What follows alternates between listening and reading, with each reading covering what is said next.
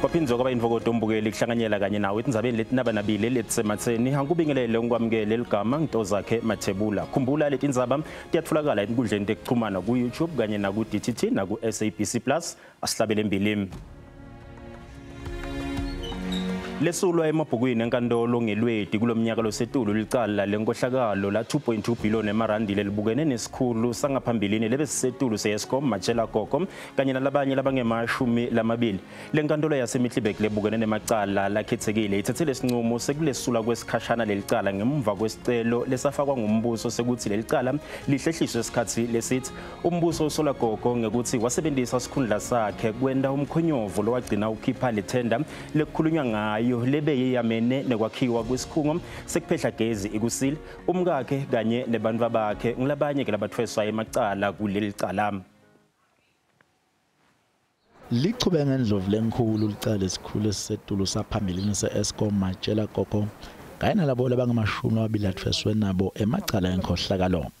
Leli cala lihlehliswe emahlandla lamanyenti kwathi ngenyone umbuso wenxusa ukuthi lihlehliswe futhi tinyanga letine. Manje Stanley Jacobs wasukumisa luphenyo ngalokuhlehliswa emahlandla kwaleli cala. Kanzi umbuso uthi unebufakazi lobuphathekayo lobungalinganiselwa ku-16 terabytes lekungaba ngu-83 million wamaphepha kuphindze kube netatimende kanye nema-affidavit kwabofakazi baphesheya kwetilwandle. Ready to transfer the matter to the High Court.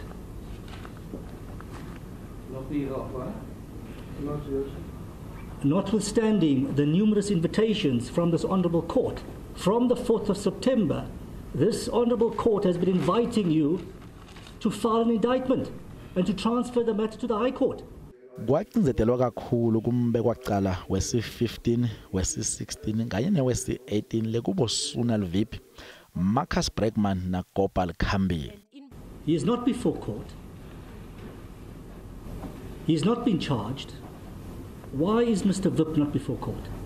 Ngemva kwekuthi lenkantolo ivume ukuthi lolu phenyo lutawuthatha isikhathi ukuthi luphothulwe manje Jacobs uvakalise ukukhathatheka ngalokuhamba kancane kwalolu phenyo.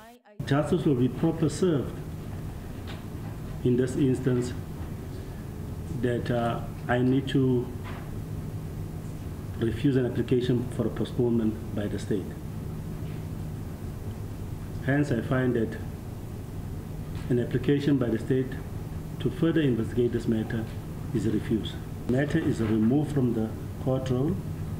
Should the matter be reinstated, a written instruction from the NDPP must be obtained. Gogo uyagcizelela ukuthi kuyafuniswa la. Timali takhe davalwa kusukela ngemphala nga-2022 kwathi ngelweti kwavalwa temndeni wakhe lekuseni lesithikamete eti-70 letinyenti. Wakuthokodela ke Gogo lokwesulwa kwelicala emabhukwini enkantolo. Can't make such allegations, investigate them for more than 5 years, bring me to court, wake me up at 6 o'clock in the morning. More than 12 months later, you're not ready to give me to go to trial.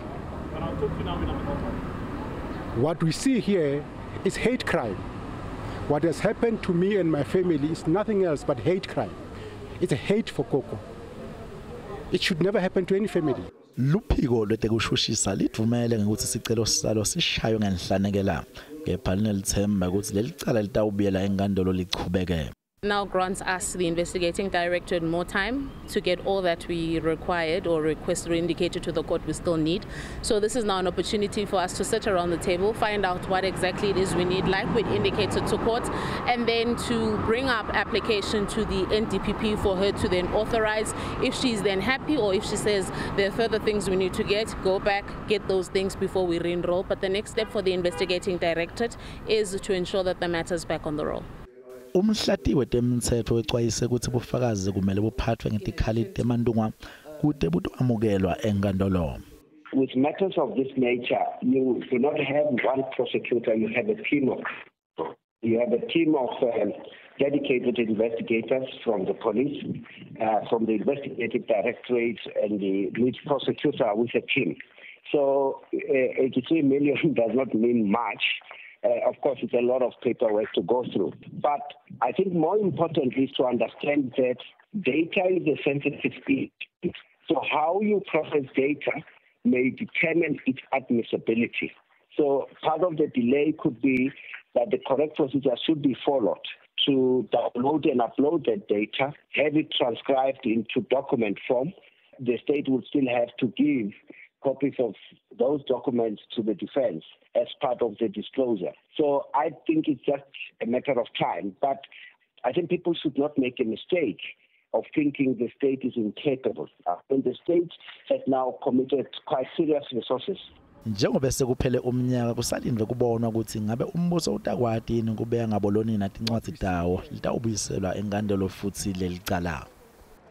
Takhamuti tasempumalanga tikhala ngekubuyiselwa kwemhlaba kubantfu kude bawusebentise bakhicite kuwo. Kunebantfu ke labafaka ticelo tekutfola umhlaba kudzala lekubanikati bemhlaba kepha bamange bawutfola nanobe bathenjiswa ukuthi batawuhlomula kuwo. Kubuka kabanti ngaloludzaba sikhulumisana naJace Banyoni longukhomishana wemalungelo eluntfu nalomunye ke walababuyelwa ngumhlaba labadzinga kwelekelelwa nguhulumende kude uthuthuke lo mhlaba zibonele Shabangu. Mnumzane Shabangu asukwamukele sikubingelele etindzabeni letinaba nabile Letisematseni. Angubikelela msakati ngiphinde ngibikelele nabalaleli belugalakhona. Yini leyenda ukuthi labukela batfole umhlaba lobuyiselwe kubo eMpumalanga bangakwati kusebentisa uma noma ke bakhicite uma kufanele batfole inzuzo? Msakati asibonge ithuba lokuthi sibe khona kulolu hlelo. Lesiye sangibona ikakhulukazi sine njengemasamo CPA ukuthi uma umhlaba ubuya kuye kuthatha isikhathi ukuthi imali leti basilekelelo sekuthi labantu labaningi bakhona basuke babantu lebahluphekile babithole leto timali and ngenxa yekudileka kwaloku imali tisheshe tifike kulaba lebatfolelo lawo mhlaba kube sekuba lukhuni ke ukuthi bathole nethuba lokuthi bawulime lo mhlaba ngendlela leyimpumelelo. Kodwa sikhona inhlelo letiningi lesiye sitende ngibambisana nohulumende ukuthi sithole labanye mhlambe lebangaba basisi betimali kodwa kutholakale ukuthi lokho kwenta ukuthi kuzuza kulomhlaba losuke ubuyile uthatha isikhathi leside ngoba labantu basibaqala kulima nje babese basetikweletini letinkulu kakhulu. Kodwa lesiye sikubona kakhulu ukuthi imali letilekelelo letenda ukuthi labalimi labasha libathanda kuthola umhlaba ukuthi bakhona ukuthi bawulime iye tithatha isikhathi ukuthi tifike kubo ngaleso sizathu kuye lamanye yalamaplazi kabe sekayatholakala sekayalimala ke nomkhicito obese sewuba ngilowehlako. Uma ke babuyiselwa umhlaba kuye kube netinhlelo ekakhulukade letentiwa nguhulumende lekumele ke nobe abalekelele ngato kude bakwati ukutfola mhlambe lokutsite. Kuye kube khona kungenelela kwaHulumende ikakhulukazi ngekuthi laba lebasema officeini labanye amalanga baye bawavakashele lama project ukuthi babikede lwati lokuthi mhlambe bangaxhumana njani netimakethe bangaxhumana njani nalabanye lebasisi betimali kodwa lesiye sikubona emsakade ukuthi leto tilekelelo letinye takhona tiba timpumelelo ikakhulukazi la eMpumalanga siyabona labaningi ema-project aphakama ngenxa yokuthi kutholakale leyo advice lebuya kuhulumende ikakhulukazi litiko letemhlaba waseMpumalanga. Kuna imibango lebonakala ingapheli ku-CPA ingabe ibangwa yini?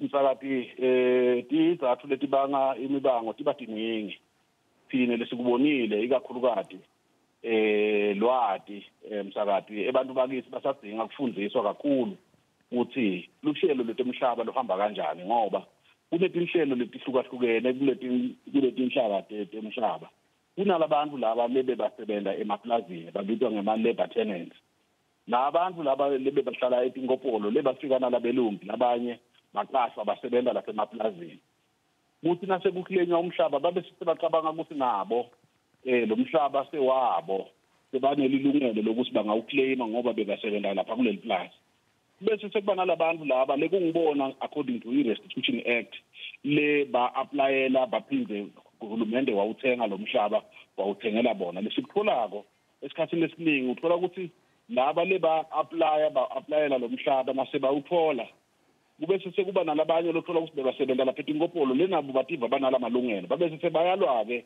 esikhathini lesiningi lokunye-ke ikakhulukazi ngoba lemibango uma ubuka ivame ukuba khona ezingeni lelusha lwakithi loluningi alusebenzi lokho kuyenda ke ukuthi labanye uthole ukuthi bathi nababuka leti inhlelo demaplazi batibone njengento lengabenda ukuthi ika bathole imisebenzi ngekushesha kumbeke bathole imali ngekushesha mababona ke ukuthi kukhona lebaphethe loluhlelo bese seyithi lenkulumo bakhipha njani labakhona kuze kungene thine kuze ukuthi nathi sibe nelithuba lekulawula inhlelo lethu lengithi uma ngabe uhulumende angekade isonzelele itawuwisa lolu hlelo letomhlaba ngoba esimeni la khona lutho loluningi lungasebenzi Mnumzane Shabangu ngicela ukuthi sibambe khona la ngenxa yesikhathi asibonga kakhulu isikhathi sakho losiphe sona kanti ke mbukele ukuchubekela impilo naleli dzaba samukela ke lana JP Sibanyoni losadi setemthetho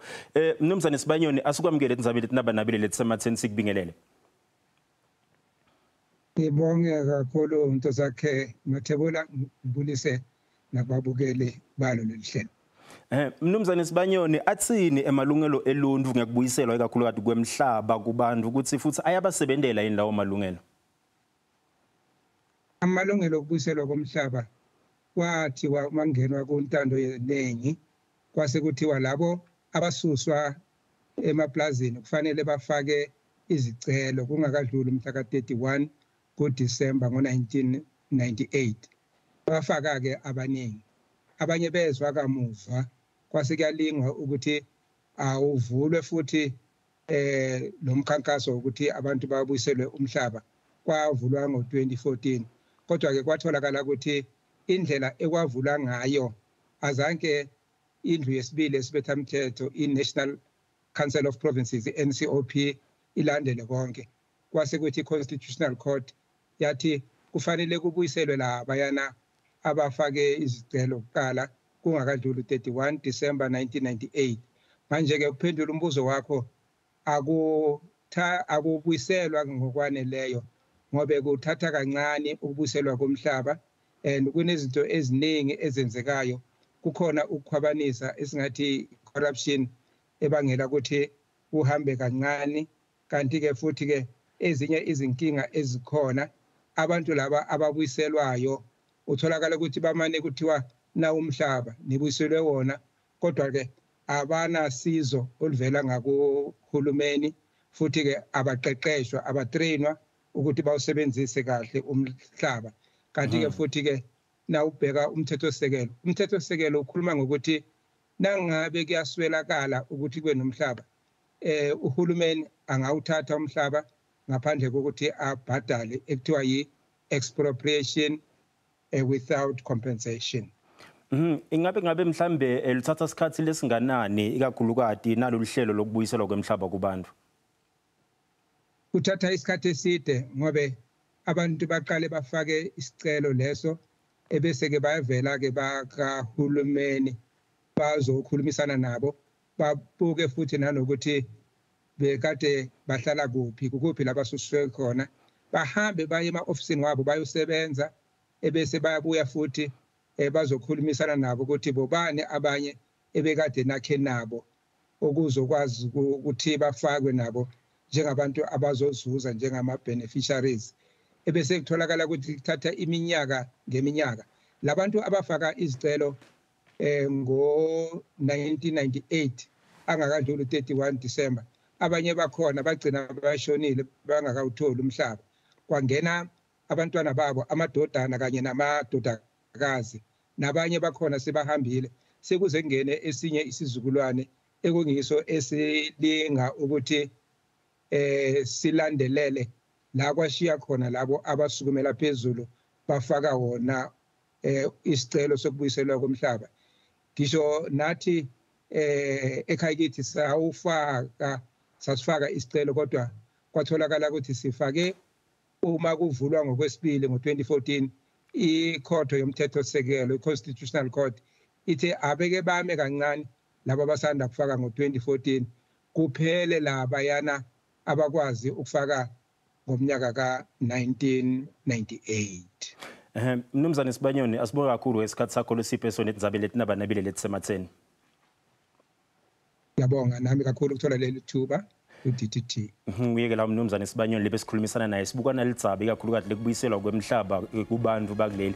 Kanti-ke uma sibuya ekhefini mengameli wakuleli wangaphambilini Jacob Zuma sewuvete ukuthi angeke akhankasele ANC kuleli khetho leminyaka lotako. Kunaloko utawutibandzakanya aphindze avotele ke licembu le-MK lekulicembu labomabuyembini be-African National Congress.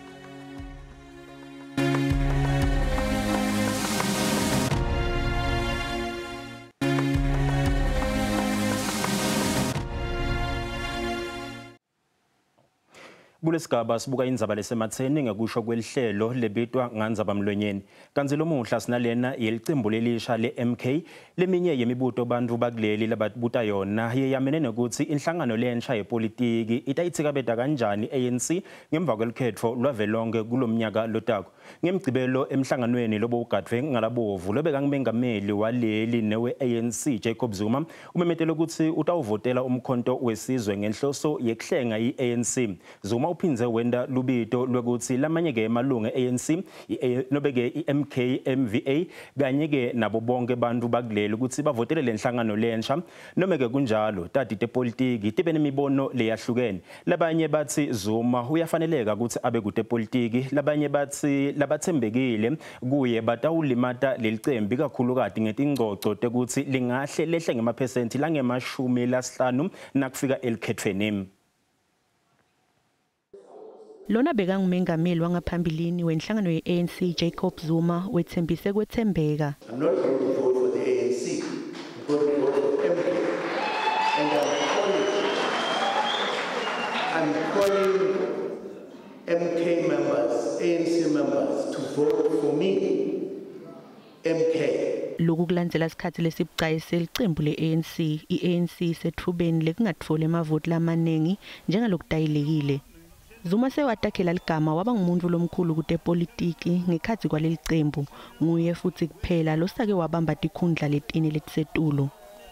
Kulesibopho sakhe lesisha nelicembu lepolitiki umkhonto wesizwe kunekwesaba ukuthi kungahle kungabi nemathuba ekuthi ANC iphumelele nyalo njengoba sekabeke isimo sakhe seminyaka lotako sacaca. Umhlati wetepolitiki Sandile Swana uthi Zuma ulunga lelimcoka kuleli cembu kanzi nemlando wakhe uyakufakazela lokho. Numerically and based on recorded statistics, Zuma will impact. If they allow this thing to get out of hand, it will impact on the electoral results of the African National Congress. Kanti-ke Dr. Mahoba yena ube nembono lowehlukile uthi isikhathi saZuma kutepolitiki sesiphelile.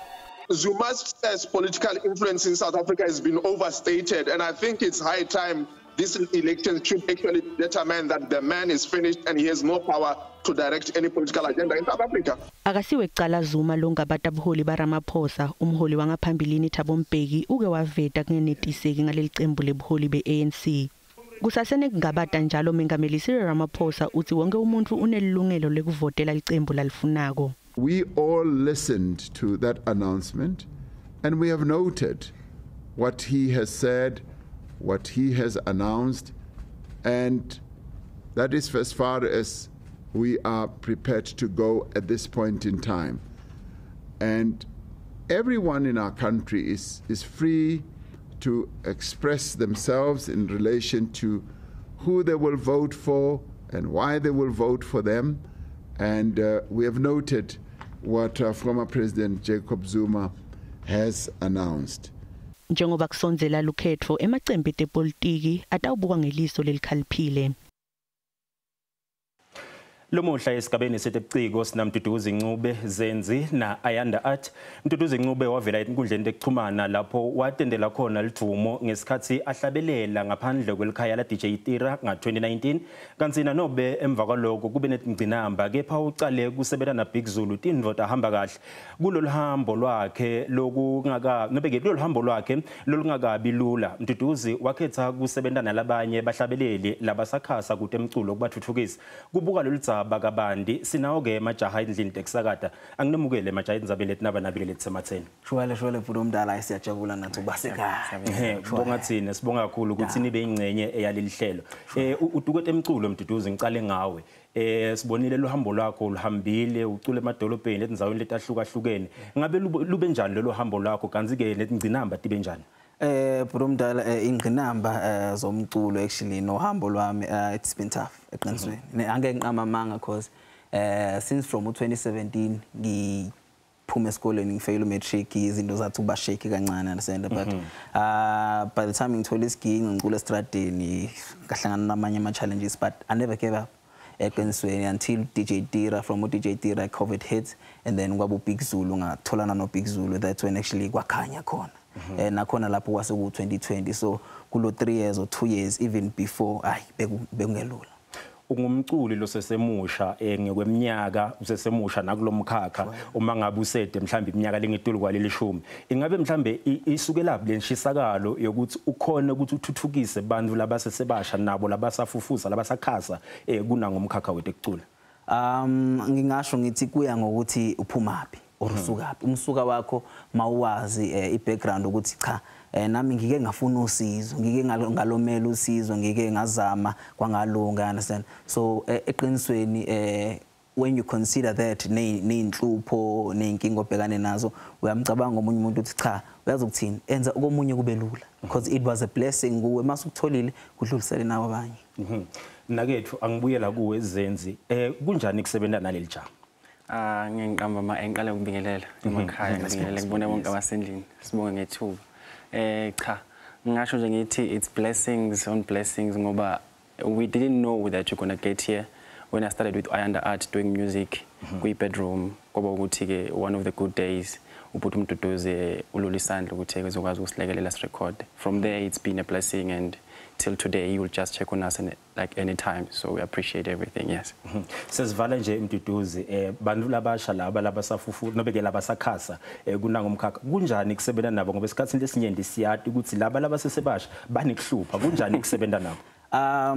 Ngizothi kulula kakhulu kulula kakhulu ngenxa ukuthi ngifunde kubhuti omdala lo ngiphethe uBig Zulu ukuthi if uzovula irecord label rather call it a family because eqinisweni singobhuti sonke kumele sithethane with respect before business.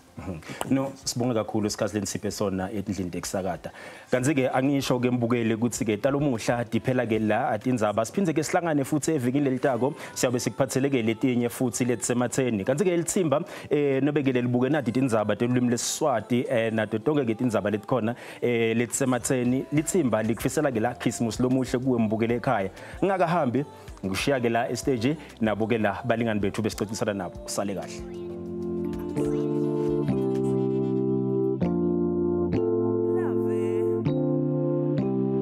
Singahlala ngimemeza mina ngifuna wena darling ngizwe ikhanda liduma ngizwa ngizulelwa ingqondo hleze mina ngiphalaza ngihambe ngifanisa ubuso bakho amalanga ayashona koze kusengilindile awushona malanga shona malanga shona malanga shona awushona malanga shona malanga shona malanga shona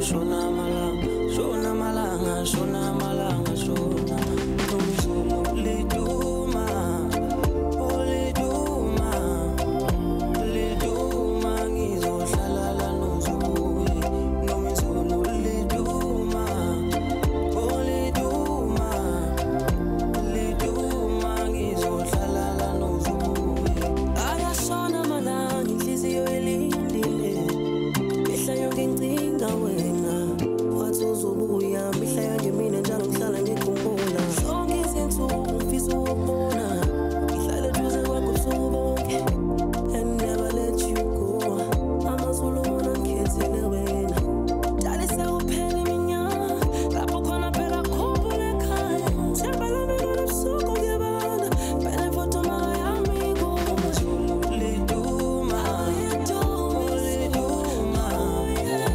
liduma ngizohlala noZulu nomzulu liduma liduma liduma ngizohlala noZulu awudiya ntoni yamanzi namanje imizwa yami isageleze emthonjeni wothando njengempopoma yamanzi mama namanje angiphuza ngibhema esipotini ngisuke ngiyoqhomela